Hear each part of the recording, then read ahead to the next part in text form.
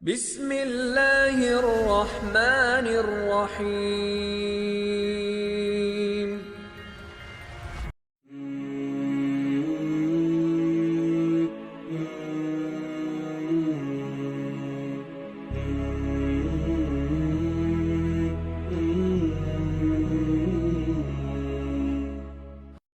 Alhamdulillah, wa salatu wa salam ala rasulillah. Assalamu alaikum wa rahmatullahi wa barakatuh. Nous sommes toujours sur le programme éducation occidentale. Et dans cet épisode aujourd'hui, il est question des institutions qui enseignent des matières que certains musulmans considèrent comme haram, illicites. Je m'appelle Teslim Adeyama et dans ce plateau aujourd'hui, j'ai l'Oustaz Amoussa Abdel Ghaffar. Salam alaikum wa rahmatullah. Wa alaikum salam wa rahmatullah. Et aussi l'Oustaz Mortal Saad. Salam alaikum. Wa alaikum salam wa rahmatullah wa barakatuh. Ils vont essayer de mettre la lumière sur quelques enjeux qui dérivent de cette question, Inch'Allah. J'aimerais commencer avec l'Oustaz Saadou. Ma première question aujourd'hui pour vous, c'est qu'il y a certains établissements d'enseignement qui offrent des cours qui enseignent les beaux-arts et aussi les dessins de créatures animées. Ils enseignent aussi la musique non islamique, la philosophie laïque, l'éducation sexuelle pour les célibataires et même les enfants souvent, et aussi le droit. Surtout le droit qui est considéré comme les droits qui ne sont pas islamiques. Est-il permis aux musulmans de s'inscrire à de tels cours ou de fréquenter de telles institutions? Bismillah, wa l'aqibatu lil muttaqin, wa la udwana illa ala al-zalimin, rabbi shrah li sadri wa yassir li amri wahlul 'uqdatan min lisani yafqahu qawli. Nous sommes une fois encore sur ce plateau pour débattre et donner des éclaircissements par rapport à des sujets qui concernent la vie des musulmans.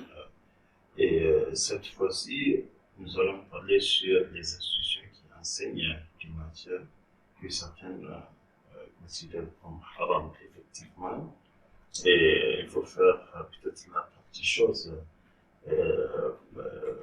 Quand je prends par exemple le toit, je pense que nous, les musulmans, vivant dans des pays colonisés par les Européens, dont nous disposons de institutions qui enseignent le droit, par exemple, on ne peut pas dire à un musulman de ne pas apprendre cette science.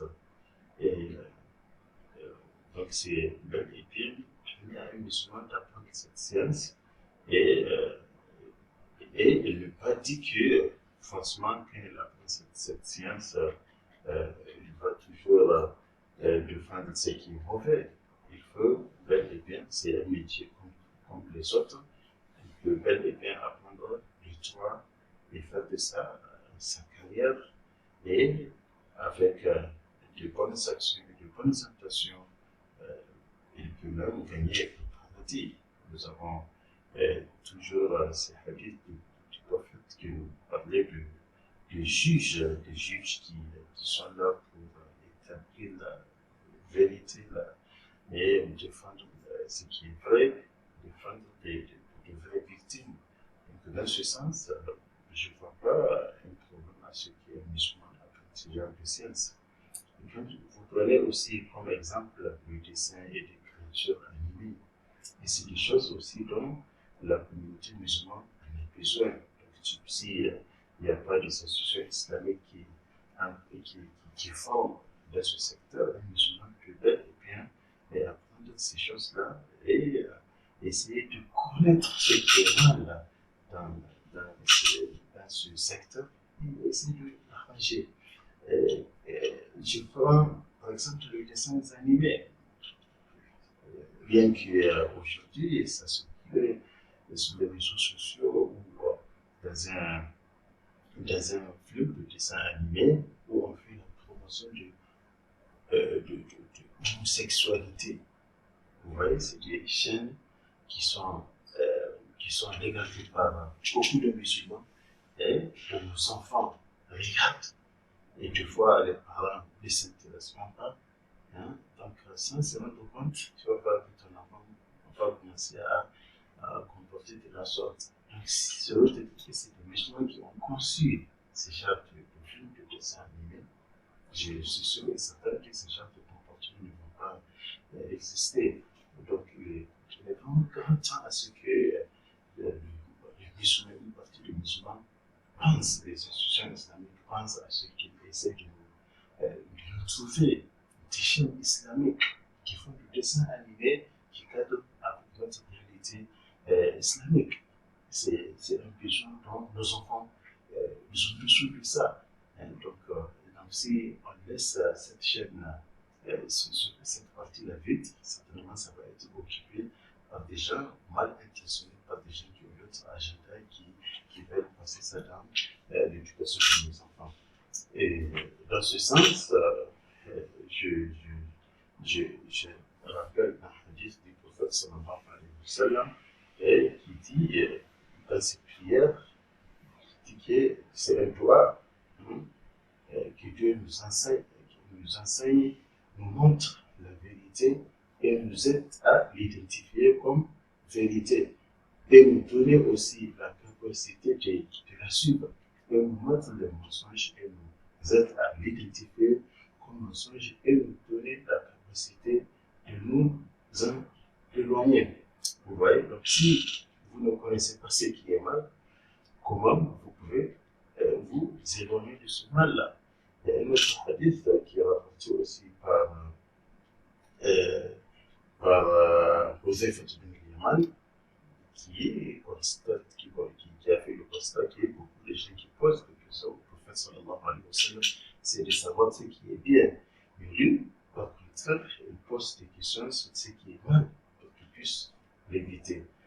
Donc,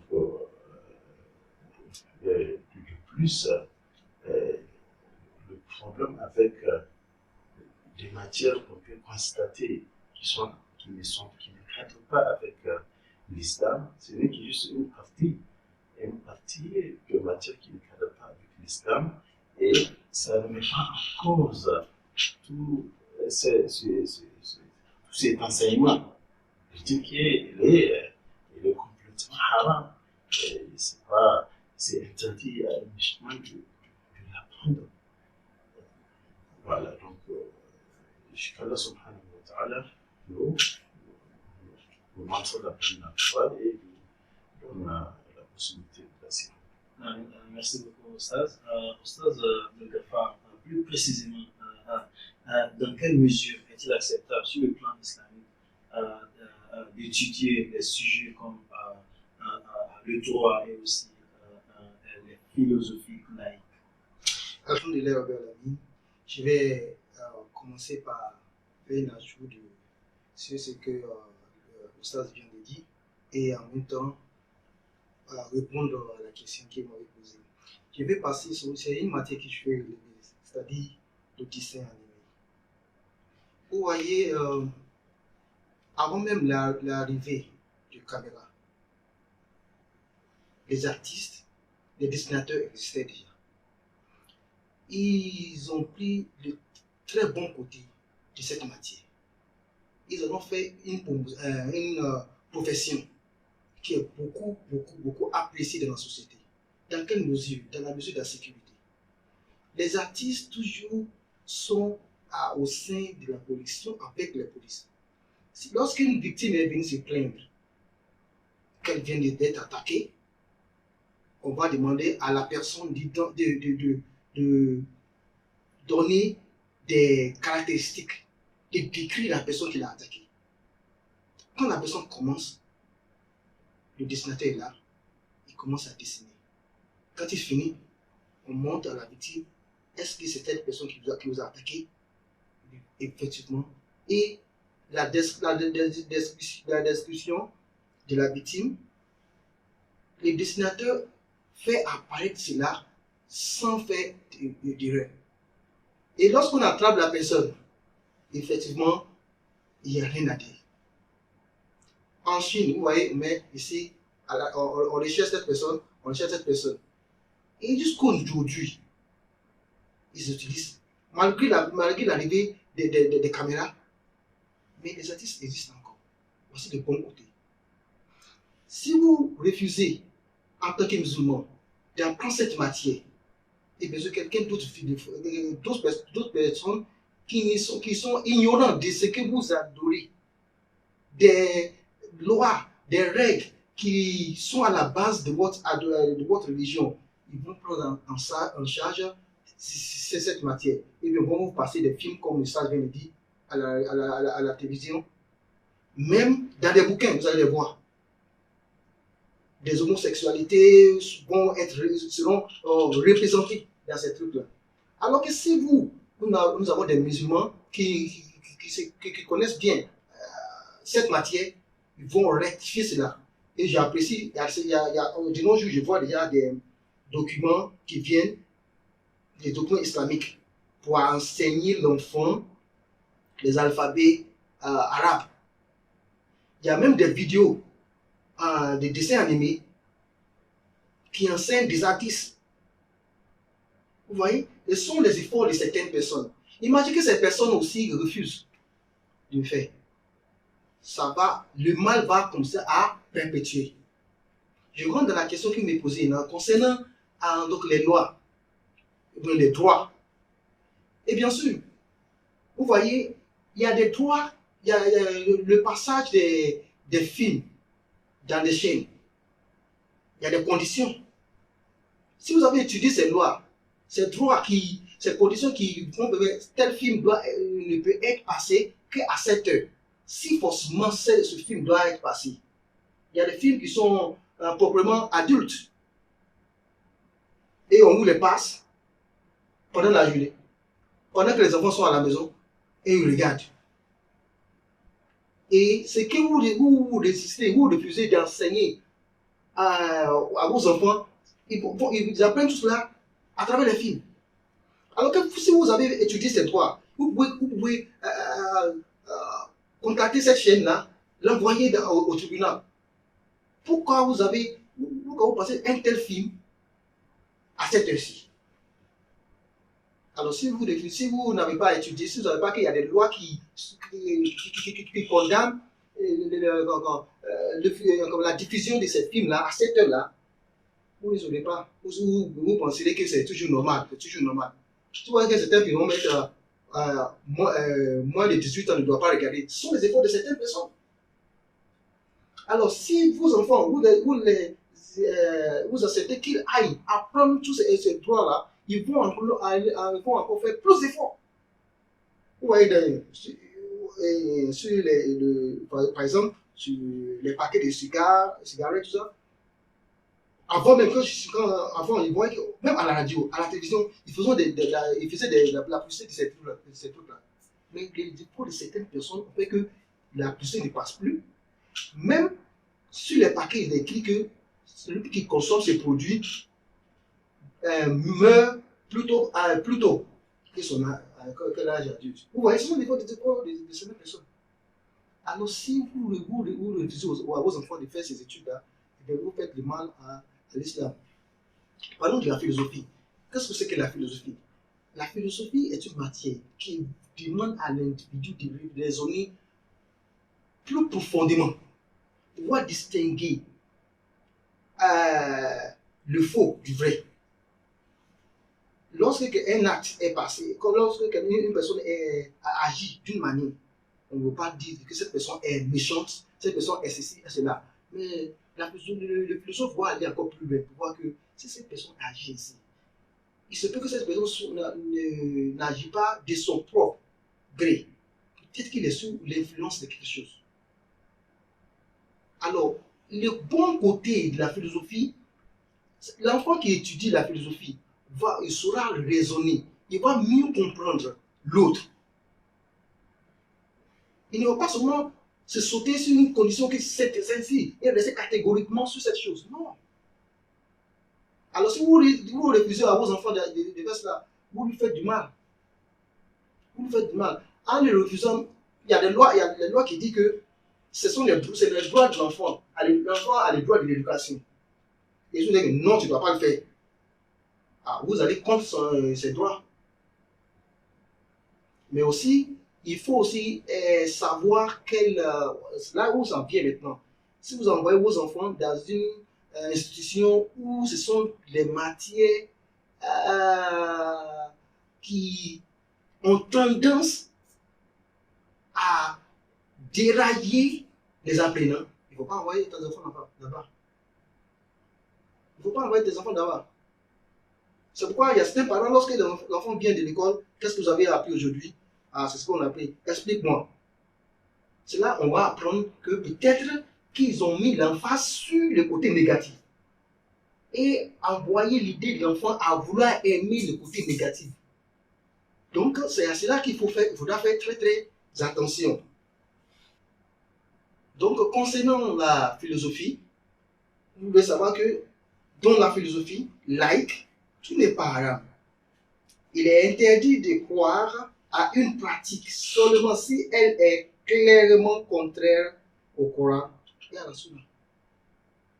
Et en plus, en islam, la connaissance du haram est halal pour apprendre à le comprendre. Alors vous l'apprenez dans l'intention de le comprendre et pouvoir éviter ses côtés négatifs. Si vous l'apprenez avec cette pensée, vous n'allez pas avoir de problème. Mais si vous l'apprenez, dans l'intention d'étudier le côté négatif et pour en faire une profession, là c'est haram. Par exemple, quelqu'un qui a étudié l'économie et il a pris son côté haram pour pouvoir faire des actions frauduleuses. Ça, c'est dangereux. Donc, on étudie donc le haram pour pouvoir l'identifier et l'éviter, voire même l'empêcher de détruire les autres. C'est cela, comme toutes les matières, la philosophie, comment dirais-je, ainsi que d'autres matières comme le droit, c'est tout ceci, il faut s'en approcher pour pouvoir savoir quels sont les méfaits dans la société, quels sont les méfaits sur l'homme, comment les éviter, quelles sont les solutions. Dans les cas où vous êtes à la hauteur de pouvoir réactiver ces trucs-là, ces éléments-là, pour les réactiver pour la génération qui vient. Amen. Merci beaucoup. Cela veut dire que lorsque le musulman maîtrise un sujet et qu'il enseigne ce sujet, nous sommes plus confortables avec l'enseignement du musulman qui maîtrise aussi les enseignements et les règles de l'islam, parce qu'il ne va pas enseigner ce qui est haram aux gens. Merci beaucoup, Ostaz. Dans le même cadre, Ostaz, maintenant sur le sujet de l'éducation sexuelle, quand est-ce qu'il est acceptable d'apprendre, d'étudier ce sujet? Alhamdulillah. Donc, en ce qui concerne l'éducation sexuelle, c'est un sujet très important et c'est un sujet aussi qui a brûlé beaucoup d'actes dans nos sociétés. Et c'est un sujet, mais quand on regarde les raisons qui ont fait en sorte que les musulmans dans nos différents pays rejettent ce genre d'enseignement, c'est parce que plus souvent, c'est le programme qui émane de d'autres sociétés avec lesquelles on n'a pas la même religion, on n'a pas la même culture. C'est ce qui fait en sorte que les sociétés rejettent ces gens. Sinon, l'éducation sexuelle, c'est quelque chose de très, très important dans la vie de communauté. L'islam, en tant qu'un mode de vie complet, l'islam, comme l'a dit Din al-Hayat, c'est la religion et en même temps la vie. Donc, il est très important à ce que les jeunes musulmans soient enseignés cette éducation sexuelle pour qu'ils puissent se protéger et ensuite protéger la société. Mais il faut voir à quel âge qu'il faut enseigner ce genre d'éducation. Et il faut aussi réviser cette matière. Hein. Il ne faut pas aussi l'enseigner dans le but peut-être d'encourager les jeunes à aller dans la sexualité. Hein. Voilà, donc et je pense l'éducation sexuelle elle est très importante avant et après le mariage. L'éducation sexuelle ne vise pas à enseigner l'immoralité. Donc, en ce qui concerne l'éducation sexuelle, comme je viens de le souligner, ce n'est pas un thème qu'il faut complètement rejeter. Je pense qu'il a sa place, et surtout avec tout ce qui est, nous connaissons maintenant, avec le développement des réseaux sociaux, l'Internet, où les enfants musulmans tout le monde a accès sur l'Internet. Donc, s'il n'y a pas de bonnes orientations, de bons conseils, je pense que les gens risqueraient de tomber dans des choses qui ne sont pas vraiment souhaitables. Donc, et aussi, il faut qu'il y ait aussi des parents, des musulmans, essaient aussi de faire des propositions. Il ne sert à rien toujours de rester à l'écart, critiquer. Il faut faire des propositions. Si il y a des textes au niveau du gouvernement, au niveau de l'État, il faut toujours, au lieu de rejeter, étudier cette chose-là, voir ce qui marche avec nos réalités, notre religion, et adopter ça, améliorer ça, ok, et ce qui ne cadre pas, on le rejette. Et comme le prophète nous a bel et bien dit, je suis envoyé pour appuyer, pour compléter tout ce qui est de bonnes mœurs. Amen. Donc, il faut faire des propositions en tant que musulman. Amen. Non seulement à des propositions, il faut aussi continuer, il faut participer, il faut apprendre à ces études-là et aussi à les enseigner. Parce que ceux qui enseignent, s'ils ne sont pas des musulmans, ils n'ont rien à voir avec les enseignements islamiques. Ils enseignent ces sujets tels qu'ils le veulent. Alors que nous, les musulmans, si on apprend ces sujets et on les enseigne tels que Allah subhanahu wa ta'ala nous enseigne, tel que l'islam nous enseigne. Voilà la raison pour laquelle nous, les musulmans, on doit aussi essayer d'apprendre tous ces sujets. Dans le même optique, Oustaz Abdel Ghaffar, quand est-ce que, dans quelle mesure est-il acceptable sur le plan islamique aussi d'étudier des sujets comme les beaux-arts et qui impliquent le dessin des êtres vivants et la sculpture. Alhamdulillah Rabbil Alamin.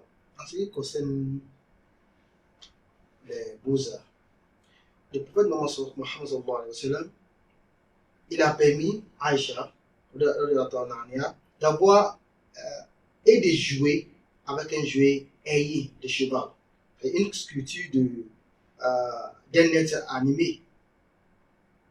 Vous savez, cette matière qui enseigne la représentation des êtres humains, ce n'est pas une mauvaise matière, ce n'est pas une matière à rejeter.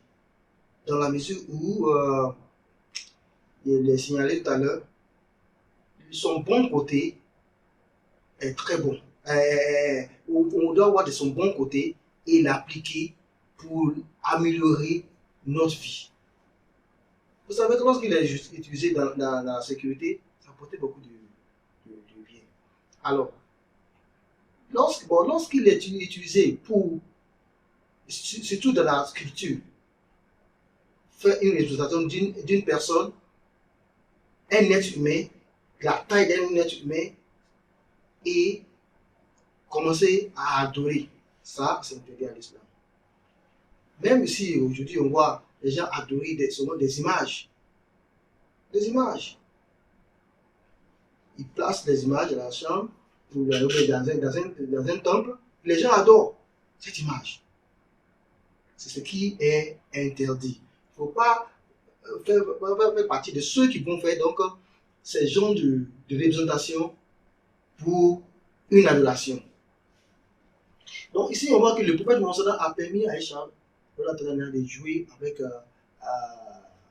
une sculpture de cheval avec elle. Et si le prophète Mohammed a permis cela, c'est qu'il n'a pas vu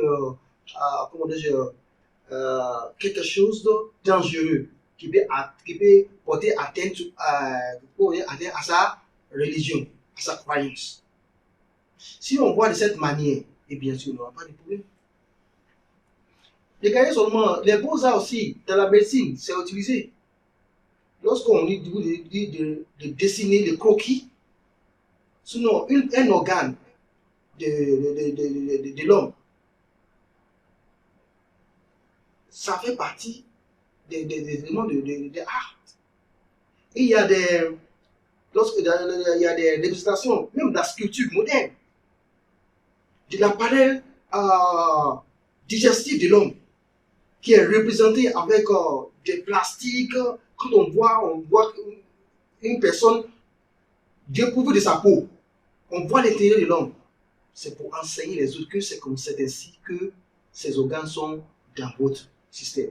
Et si si cette personne a mal, c'est ici qu'il faut chercher. Si l'organe de quelqu'un a un problème, c'est à ce côté que ça se trouve. Et c'est comme ça. Quand ils voient cette sculpture moderne, là, ils savent déjà comment, quand ça dit d'une personne, comment aller directement et soigner la partie dont souffre cette personne.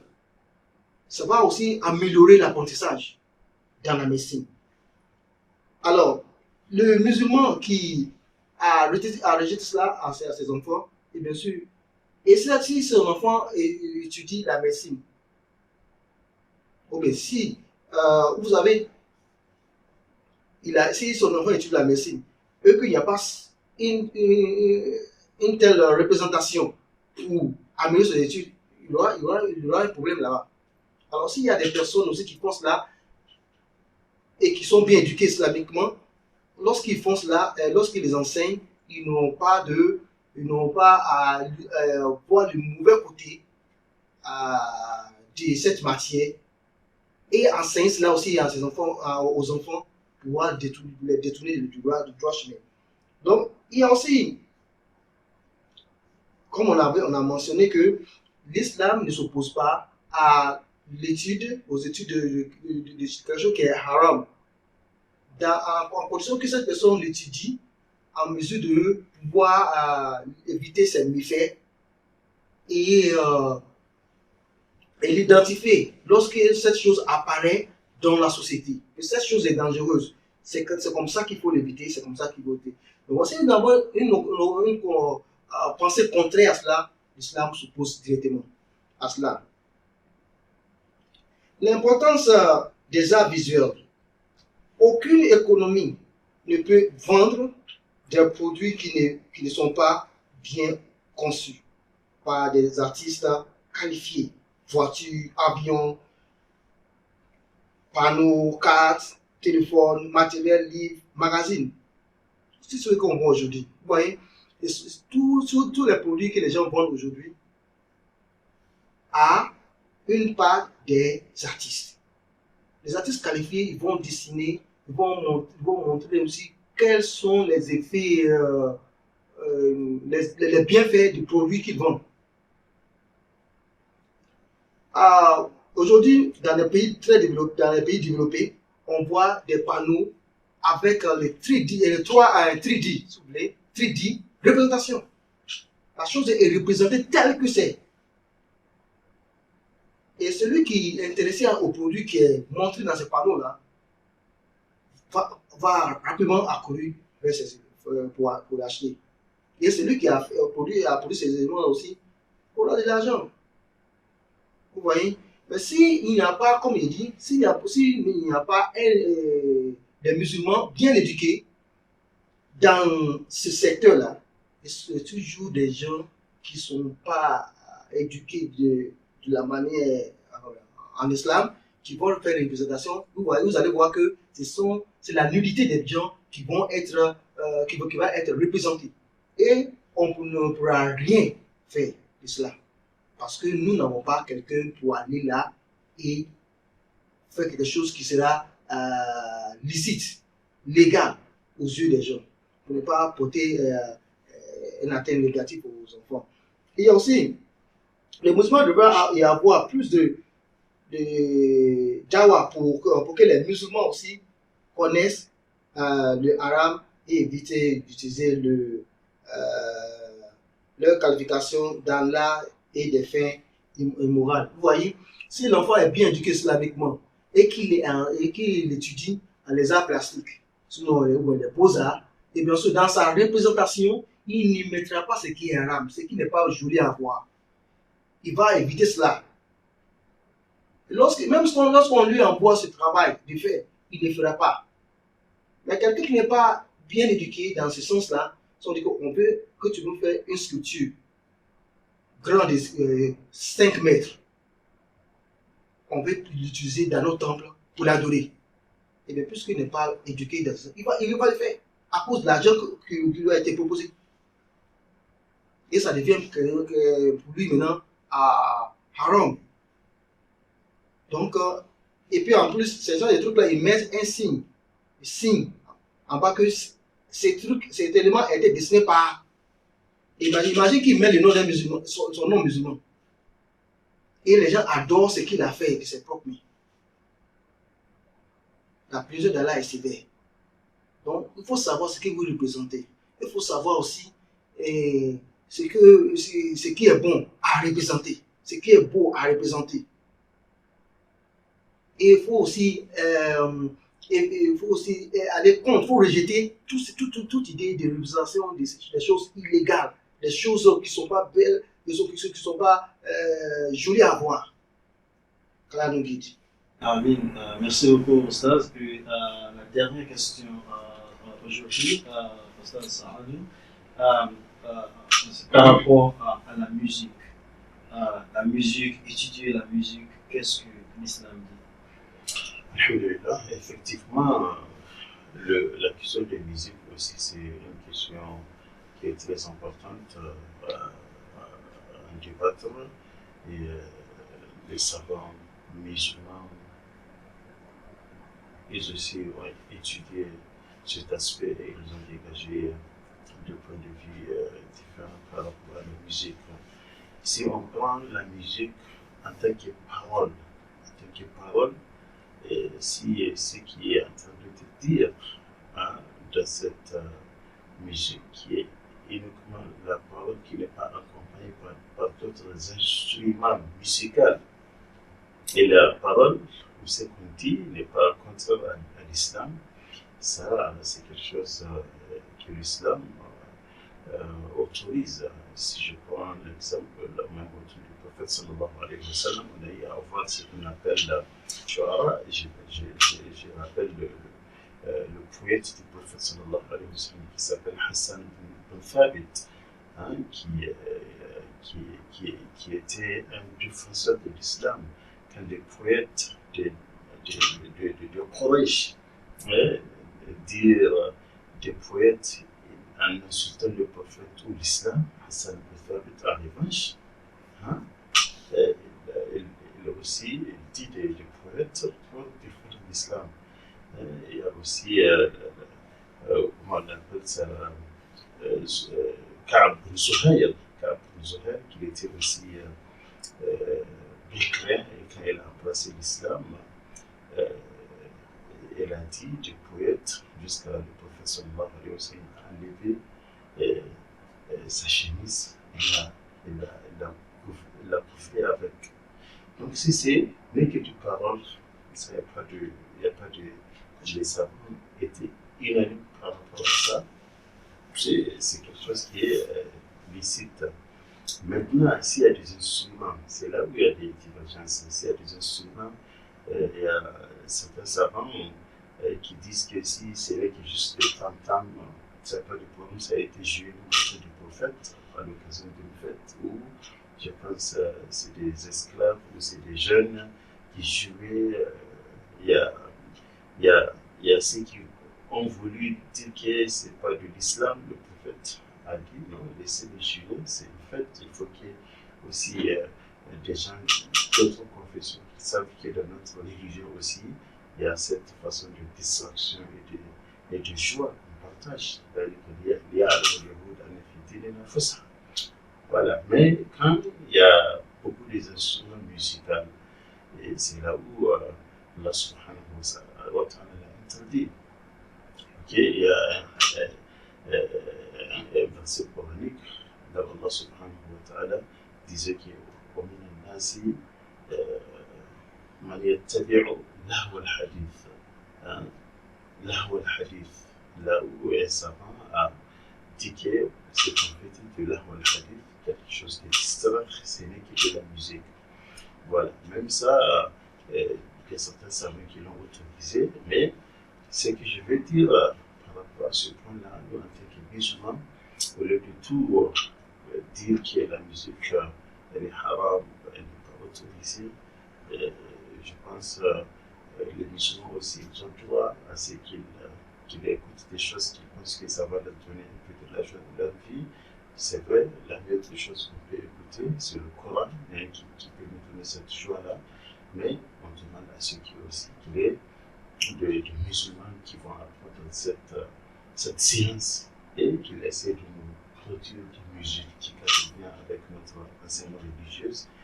Nos enfants ont besoin de ça, ok. Nos jeunes, ils ont besoin de ça, ok. Nos télévisions et nos radios, au lieu que ça soit H24 du Coran, ce qui est aussi bon, on peut mélanger avec des paroles, on peut mélanger avec des musiques autorisées, ok, qui va toujours donner de la joie dans la famille musulmane. Je pense que c'est cet aspect-là que la communauté musulmane devrait travailler pour, en tout cas, nous faire sortir aussi des albums de musique qui cadrent bien avec notre religion. Merci beaucoup, Ostaz. Il y a beaucoup de gens qui vont dire dans tout ce qu'on a énuméré aujourd'hui que c'est comme si l'islam est contre tout. Mais ce n'est pas que l'islam est contre tout. L'islam donne des contraintes dans lesquelles il faut se développer. Donc, s'il n'y a pas de limites, on aura au-delà des limites fait du n'importe quoi. Parce qu'il y a d'autres cultures, par exemple, dans les cultures occidentales, ils n'ont pas mis de limites, ce qu'on appelle le libéralisme. Il n'y a pas chez eux, il n'y a pas de limites. Donc, dans la médecine libérale, il n'y a pas de limites. Donc, ils font tout ce qu'ils veulent. Ils commencent à changer les génitales des femmes à l'homme et celles des hommes aux femmes. Mais ceci n'est pas, ce n'est pas censé. Ouais. Donc, c'est pour cela que l'islam met des limites. Donc, si vous voulez grandir, essayez de grandir dans les limites. Si vous voulez avancer, essayez d'avancer dans les limites. Il y a une raison, parce que Allah sait pourquoi il dit cela. On ne peut pas tout savoir et il ne peut pas tout le dire. On n'a pas besoin de tout savoir. Pourquoi c'est Allah dit de faire ceci et de ne pas faire cela. Nous, en tant que musulmans, on dit c'est maintenant, attends, oui, on écoute et on suit ce que Allah subhanahu wa ta'ala dit. C'est ça ce qu'on dit un musulman. Et c'est dans ce contexte que Allah nous donne qu'on essaie de grandir, qu'on essaie d'évoluer, qu'on essaie de développer toute notre faculté humaine. Et c'est ainsi que nous les musulmans, on doit avancer, on doit développer notre communauté. Ne voyez pas que toutes ces contraintes sont des choses qui limitent l'islam. Non, non, non. Ce sont des choses qui nous donnent le pouvoir de pouvoir penser profondément pour qu'on puisse donner des solutions à des problèmes qui se trouvent dans les sociétés aujourd'hui. Et qu'Allah nous aide à pouvoir achever, accomplir toutes les responsabilités qu'il nous a données. Merci beaucoup, Oustaz, pour votre présence aujourd'hui. Merci à nos téléspectateurs et auditeurs aussi. Nous sommes arrivés à la fin de cet épisode et on continue toujours dans l'épisode prochain, Inch'Allah. Merci. Assalamu alaikum wa rahmatullahi wa barakatuh.